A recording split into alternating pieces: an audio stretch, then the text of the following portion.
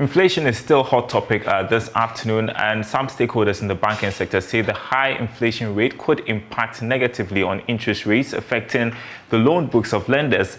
Data released by the Ghana Statistical Service this week showed inflation rate increased to 23.6%, the highest since 2004. Now, some financial observers have called on the Bank of Ghana to respond by upping the policy rate to stabilize prices. Reacting to a question on how recent developments will impact Bank at the Ghana Stock Exchange's Facts Behind the Figures session, Group Head of Treasury Philip Dodufin said the bank is observing the macroeconomic trends to avoid bad loans. Considering the rate at which inflation is moving and also interest rate is moving, you cannot exactly indicate as to when the breaks will be. However, what we are seeing on the market is that it's having a direct impact on the bond market. It's also having a direct impact on the FX side also. However, what we are seeing is a lot of bondholders are now being careful to trade on a short end or to purchase on a short end, not to go too much into the long term or medium term because of the rate at which we are moving. And that's also having a direct impact on JR. And people are also monitoring these two variables. Once the interest rates are moving, customers are prepared to go on a short end to take advantage of the repricing that we are seeing. However, we have to monitor what the regulator will be doing as a central bank in terms of next MPC, what will be the next policy rate direction, and that will also direct what the market will be doing. So these are the few things we'll be monitoring, and we believe that the market is still fluid and it's not stable at the moment. And where do you believe policy rates go to? Definitely, they would increase. What we are seeing both on non-food inflation and food inflation going up, the regulator would have to consider all these variables and maybe adjust the MPC the next meeting. So we believe that they will definitely edge up, and that will also influence the interbank market, that will also influence the bond market, and also that will affect the total interest rate markets going forward. Well, that was Philip Dodufin, Group Head Treasury at Bank, partner and Head of Financial Advisor at Deloitte Ghana. Yalati joins me now to discuss this further. You had the Group Head of Bank there talk about the potential impact of the high inflation on interest rates. How significantly do you think interest rates would be affected by the soaring inflation rate? Here with British Prime Minister David Cameron. Can you hear me? Yeah, can you hear me? Yeah, if you can hear me, I wanted to find out how significantly interest rates could be impacted by soaring inflation rate. Yes. Hello, can you hear me? I can hear you. Excellent. Okay, so thank you very much. So the statement that was released with the new inflation figures attributed the cause of the inflation to two main factors, which obviously food inflation and non-food inflation. So in the last 4 months of the year, inflation has averaged over 18.2%. And a significant component of it has been non-food inflation. And the non-food inflation has been caused by some of the indirect taxes that were introduced in 2021 budget. Going forward, we've seen that the effect of the global pandemic, global conflict, and then the cost of oil, rising cost of fertilizer is affecting food prices. And so food inflation is now a key factor, the key driver of the inflation rate that we are seeing. The problem is interest rates will only be attractive, or interest rate will go high to attract savings so as to avoid a lot of cash chasing money. The issue is if the cost of food and the cost of non-food items are increasing higher than the return that people get on their investment, people are not going to invest. People are going to liquidate their investment and use to buy goods and services because the returns on investment is not enough to compensate for any savings that are made. So I think that for now, if you are going to adjust interest rates, the interest rate adjustment should consider any adjustment that will mitigate the impact of the depreciating local currency. So if we stabilize the local currency, we can manage the inflation. Because according to the finance minister, and obviously if you look at the inflation results, significant component of the inflation as we have now is imported. The way you manage that is to mitigate the impact or the effect of depreciating local currency. If the local currency is depreciating, and as a result of imported inflation, then you have to manage exchange rates. So we would rather want a policy that helps to mitigate the impact of imported inflation. And the policy should be directed at stabilizing the local currency. And so I guess if you would have to adjust the rate, the policy rate, what extent we are adjusting should be something that will help us mitigate the impact of the imported inflation.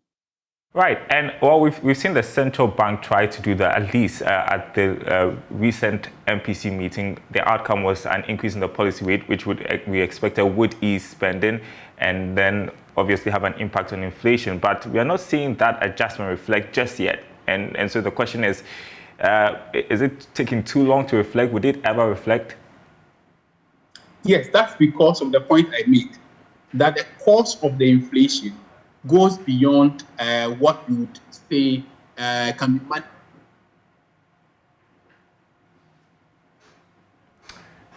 Looks like Yao is frozen there. Can you hear me, Yao? Can you hear me, Yao?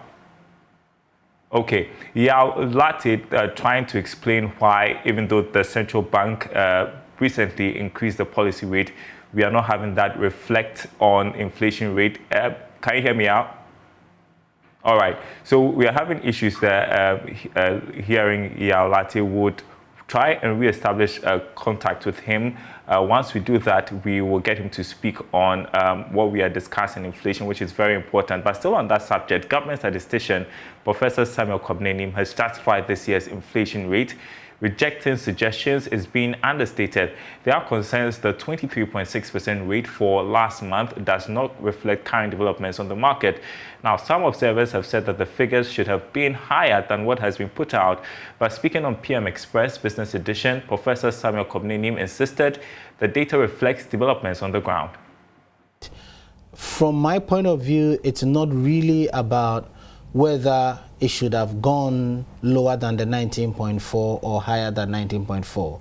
I think the reality on the ground, what you hear people saying is that prices of commodities keep changing.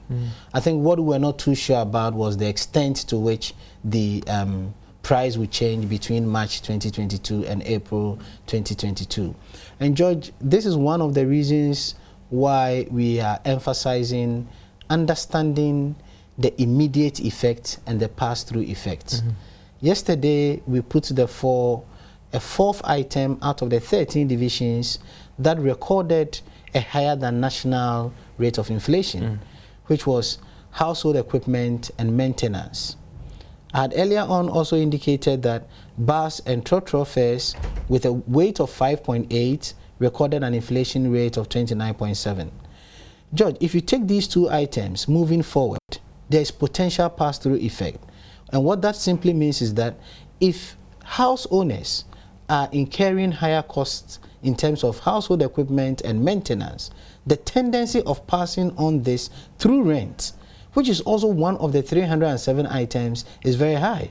So we might not have effect of wherever the source of household equipment is because of the potential that house owners would also pass on this through rent to final consumers. And clearly the effect through the bus trotro fares need not be mentioned because we all know.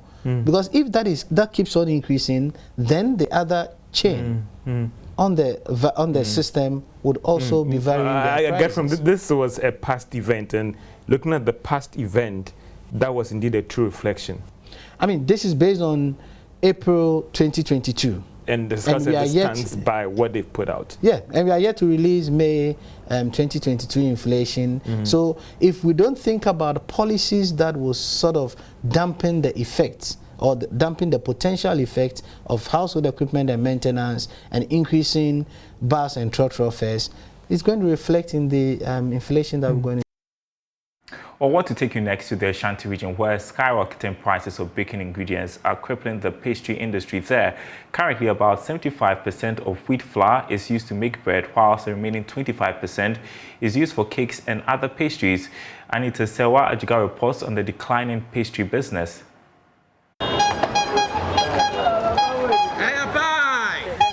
Yogurt and pie are one of the quick snacks people purchase on a hot afternoon. In less than 30 minutes, Zion, a yogurt and pie vendor, is able to sell 100 pieces of pie at Tech Junction. But the story is different now. 1 minute, so maybe for about 30 minutes. I did turning a day because 2 series no boy day. Now I am unable to sell all the pie in a day. It takes 3 to 4 days to sell the pie.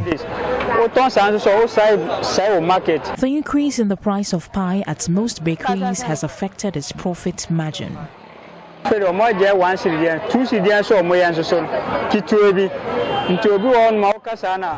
don't want to sell the pie again because the patronage and profit margin are really low.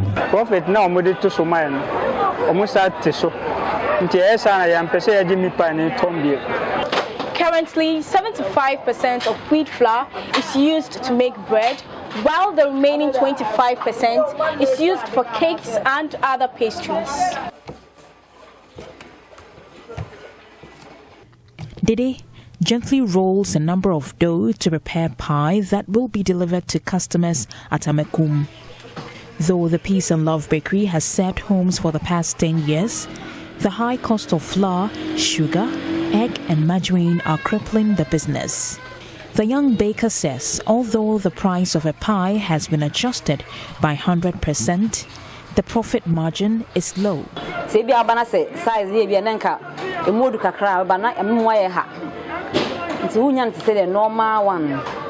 Due to the high price of the ingredients, we have increased the prices and reduced the size of the pie.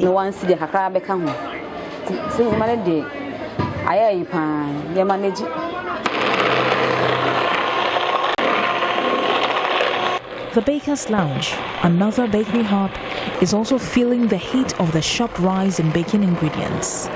CEO Priscilla Sewa JC says she has added 50 Ghana cedis with the original price of a cake to stay in business. Unfortunately, as a seller, I wouldn't love to incur costs, to take all the costs for my customers. So as I wouldn't like my customers to take all the costs, because if they take it, it will scare them from coming. Look at how prices have increased. So now a cake I was charging 150 cedis for, now I charge like 200 cedis for that cake. A cake I was charging 200 cedis for, I'm charging like 250 cedis. Like most wheat import-dependent nations across the world, the impact of the Ukraine-Russia war is impacting Ghana's wheat market. Prices of wheat flour have been revised upward for 3 consecutive times since the start of the year, once before Russia invaded Ukraine and twice after. The first increase in the domestic price of wheat this year was largely attributed to rising inflation in the country and increased customs charges due to the government of Ghana's decision to reduce the benchmark value discount rate from 50 to 30%. The 2 other times wheat prices increased, however, were due to a combination of high inflation, weakening domestic currency, and the rising global prices of wheat, oil, and gas. Ma Jimfua, a trader at the New Amekum market, says she is unable to trade in flour, which has increased by 100% between January and March 2022.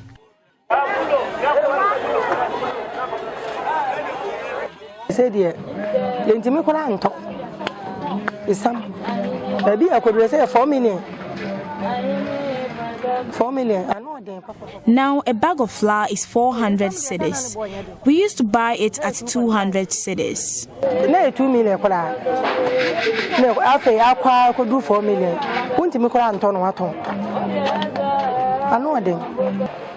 Skyrocketing prices of wheat flour, sugar, eggs and margarine is not only crippling the bread business, but the pastry industry as well. Maybe it's time Ghana produced flour and sugar locally to solve some of the skyrocketing ingredient prices. For JoyNews, Anita Sewa Ajuga reporting. Nowhere cool. Well, we want to talk about our top story for this afternoon, the fact that the banking sector players are worried about the high inflation rate and its impact on interest rates. Yalate is back with us, partner Deloitte Ghana. We're talking about policy rate measures and how we haven't yet seen the impact on inflation. Yeah. Yes, excellent. So the point I was making was that because the inflation that we are seeing, a significant component of the inflation is imported. Using the policy rate to manage it may not necessarily solve the problem in the short term. I think it can only be a long-term measure. In the short term, because the inflation is imported, the only way you can manage it is to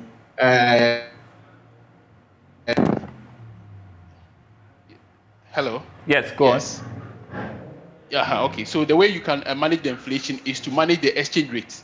So any policy that's aimed at managing the exchange rate in the short term is what will help us manage the imported inflation. Like I said before, the inflation that we are seeing now, significant component of it is driven by the food inflation. And the food inflation is attributable to factors like cost of fertilizer, which is significantly imported, the issue with conflict around the world. About 7 billion of Russian and Ukraine import to Africa is attributable to, or it's in the areas of wheat and grain.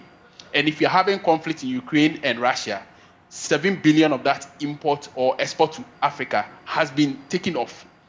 And as rightly said by the Africa Development Bank president, Africa is going to have food crisis, and that's what we are beginning to see even in Ghana.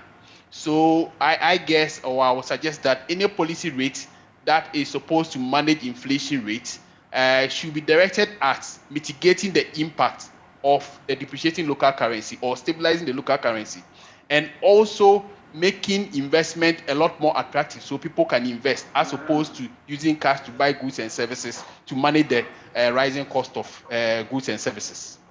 Yesterday, I spoke with the Chief Finance Officer at the Valley View University, Dr. Williams Wipa. I want you to hear his thoughts and then we'll discuss. We are spending more than we produce our goods and services. So government may have to also look at a way to reduce the spending activity in the country. First, government may have to check its own spending. When government does that, the impact is that government will have to revise its growth rates that they have set for 2022. So the 5-point-something sets, I'm sure if government wants to stop the inflation, it must revise it lower, and government must reduce its expenditure.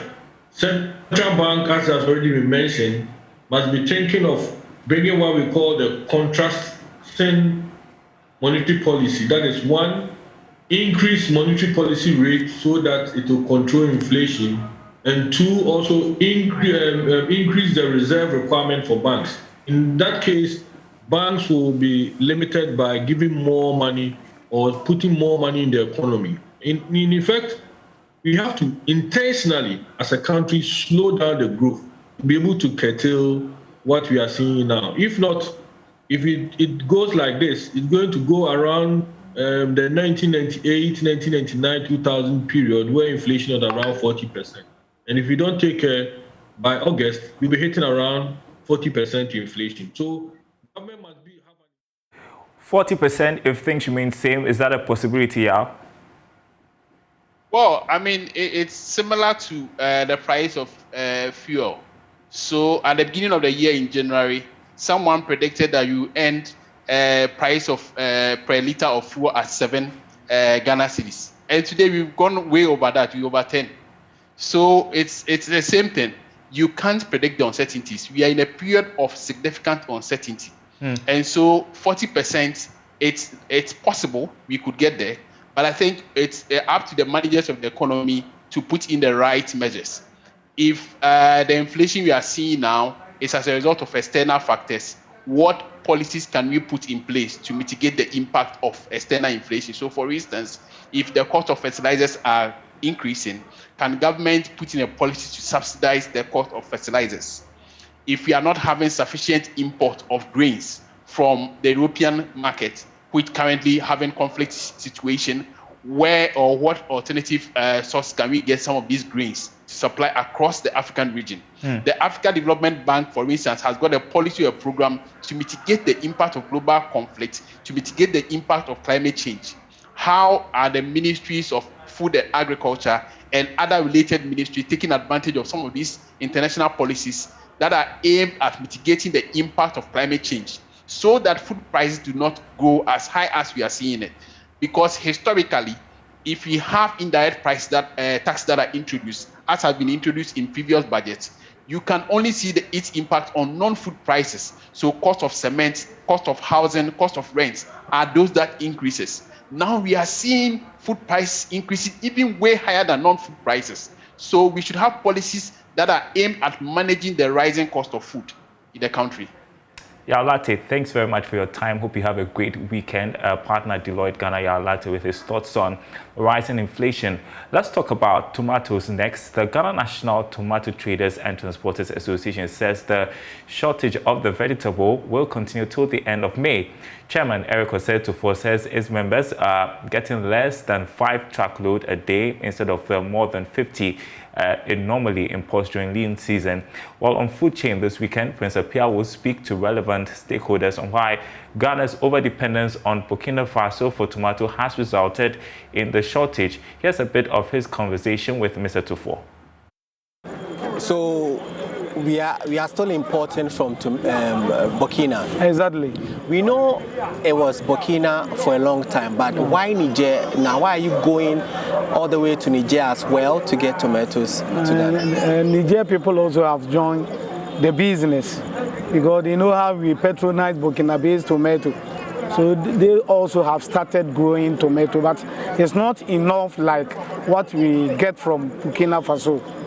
So within this 6 months period, I remember the last time we spoke, you mentioned that we import between 90 to 100 trucks of tomatoes into Ghana from these countries during this period. Why are we experiencing shortage in Ghana now? We are experiencing shortage in Ghana now because of the Boko Haram system which is going on in Burkina Faso. They've captured the northern part of Burkina.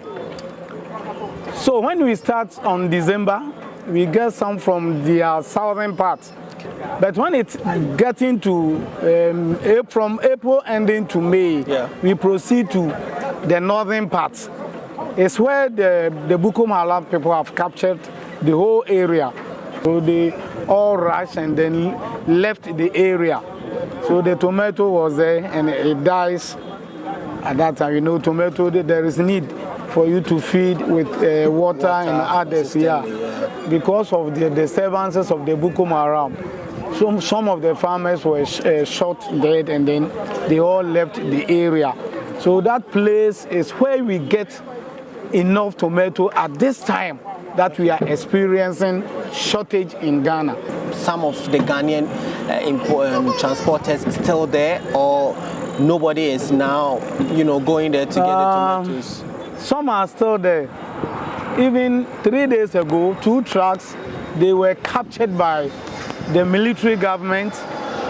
They went there and then killed about 30 of the Boko Haram people. So immediately they saw our 2 trucks coming with tomato. They parked them, asked them to get down.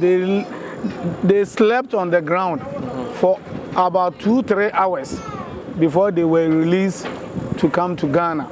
So our people they are much afraid about the Boko Haram system. Did they allow them to bring the tomatoes? Yeah, they were allowed. Just 3 days ago. Okay, so those tomato trucks are in Ghana? Yeah, they are in Ghana. They offloaded yesterday. They offloaded yesterday? Yeah, yesterday. So some good news, at least you are going to get some tomatoes. You will get it, but the price is very high. Wow. Because we are buying from Burkina Faso and Niger 140,000 CFA to 150,000 CFA. So when you change to Ghanaian cedi, it goes about 2,100 per box. Wow. And look at the minor expenses, including transportation. So tomato will shoot to about 3,000 per box. Which ordinarily would have cost how much? Oh, when we started from January up to middle of April, the maximum price was 1,200. 1,002 per box. And it's now pegged somewhere 3,000. 3,000, 2,008. Wow. So at this point that most of your members, the transporters and traders, are afraid, obviously for the right reasons. They must be afraid of their lives going to Burkina and Niger to bring tomatoes. What is going to be the situation? What are we going to do now? Oh, you will still experience shortage because our local tomato, there is none at the moment. Yeah, we start getting tomato from the farm gates like Akomadine, Tiobodom, and then Eastern region, Begro, by next month. So from now up to ending of May, there will be still shortage of tomato within the country. All right, that's certainly not good news for you if you're planning to shop for tomatoes this weekend. That's the marketplace. Thanks for watching. More news on our website, myjoyonline.com/business. There's more on the conversation with Dr. Williams Bepra on inflation. Inflation could hit 40% if current trajectory continues. Also, Statistical's report is to point to policymakers, drivers of inflation, for appropriate action. That's according to the government statistician. Thanks for watching our show this week. We'll be back next week with more of the marketplace. Goodbye.